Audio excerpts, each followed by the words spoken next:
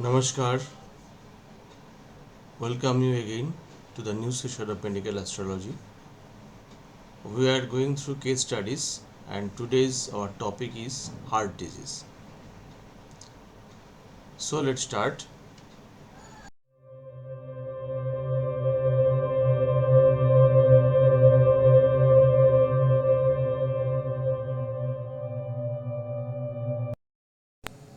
Om Sthapakaya च धर्मस्य सर्वधर्मो स्वरूपिणे अवतार वरिष्ठाय रामकृष्णाय ते नमः.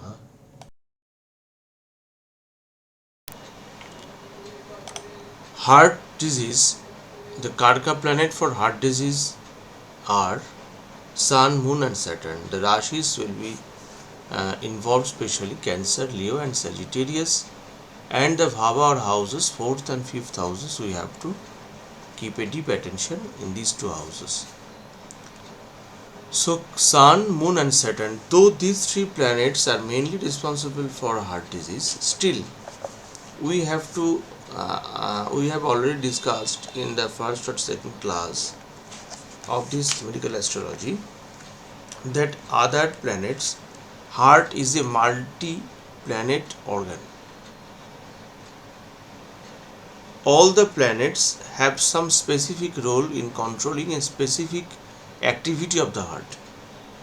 As Sun is representation, Sun is responsible for the functioning of the heart. Moon, the cardiac blood circulation.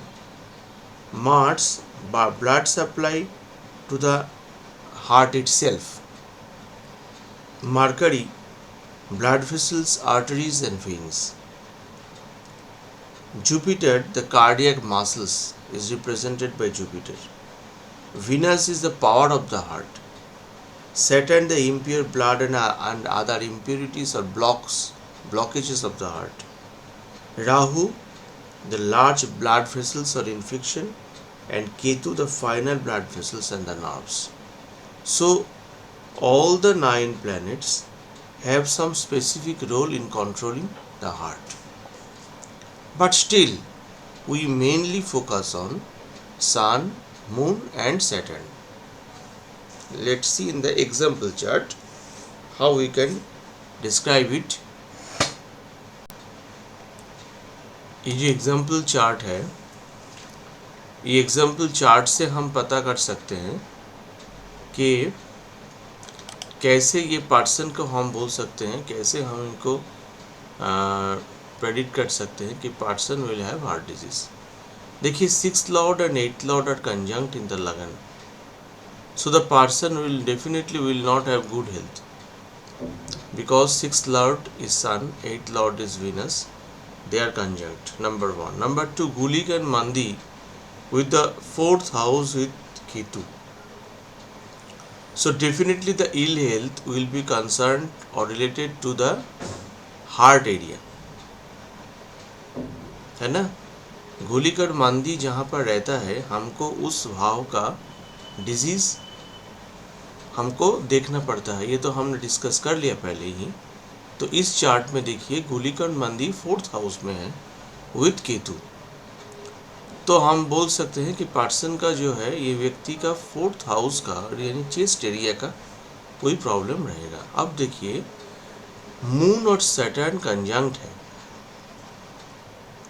तो सन 6th Lord है, moon और सैटर्न दोनों 8th हाउस में है. Planets in the 8th house, जब हमने आइडेंटिफिकेशन ऑफ डिजीज पढ़ा था, वो जो 16 पॉइंट था उनमें से एक पॉइंट था planets in the 6th house, planets in the 8th house, है ना.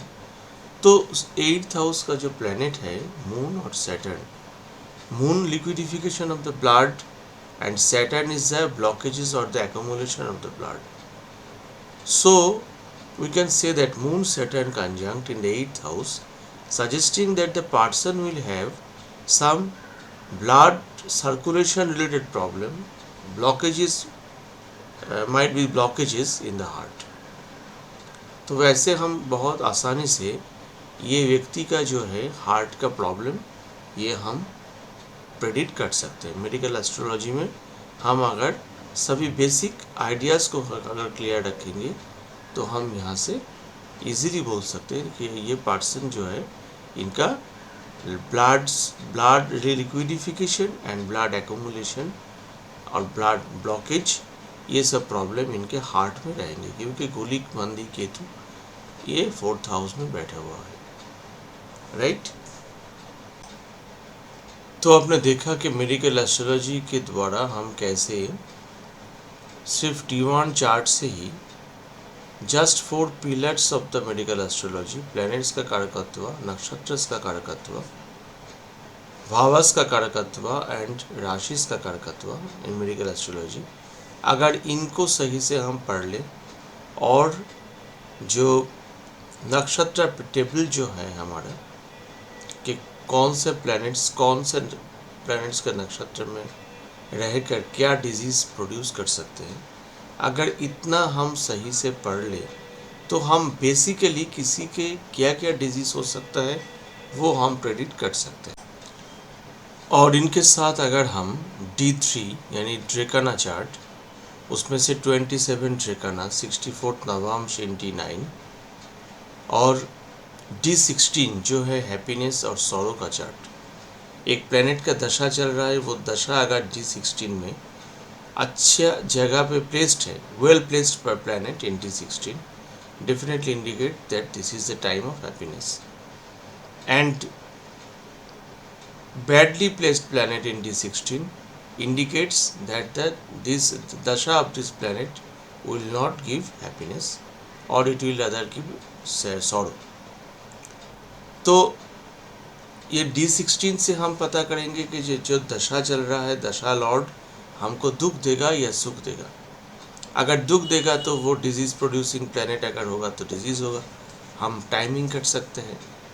और D27 जो है सप्तविंशांशा, मैं बहुत इलाबोरेटली इसका डिस्क्राइब यहाँ पर नहीं किया, क्योंकि देखिए मेडिकल एस्ट्रोलॉजी इतना बड़ा सब्जेक्ट है कि ये अपने आप में एक बहुत बड़ा है, और वैदिक एस्ट्रोलॉजी है ही ऐसा। तो अब जानते हैं कि यहाँ पर एक एक टर्म पे एक एक क्लास हो सकता है, एक एक किताबें लिखी जा सकती हैं, है ना।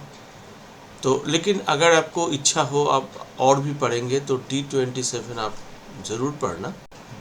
D27 में ख़ास करके देखा जाता है कि वो चार्ट जो है पराशर ऋषि ने उनको दिया था पर्सन का स्ट्रेंथ और वीकनेस जानने के लिए। तो D27 से हम स्पेसिफिकली देखते हैं लगन और मार्स, क्योंकि Mars is the planet of strength और moon is the planet always important in medical astrology.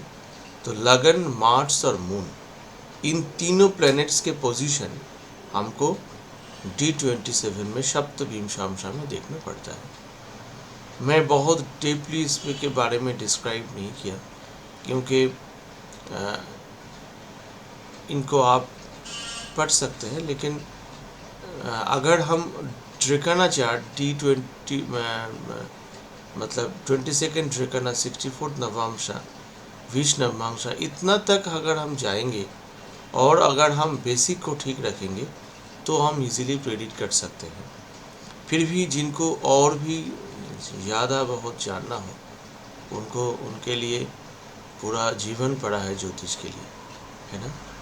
तो आज के लिए इतना ही। नेक्स्ट डायबिटीज़ का एक केस स्टडी बाकी रह गया, डायबिटीज़ को लेके नेक्स्ट क्लास में आते हैं। तब तक के लिए आज्ञा दीजिए। नमस्ते, जय राम कृष्ण।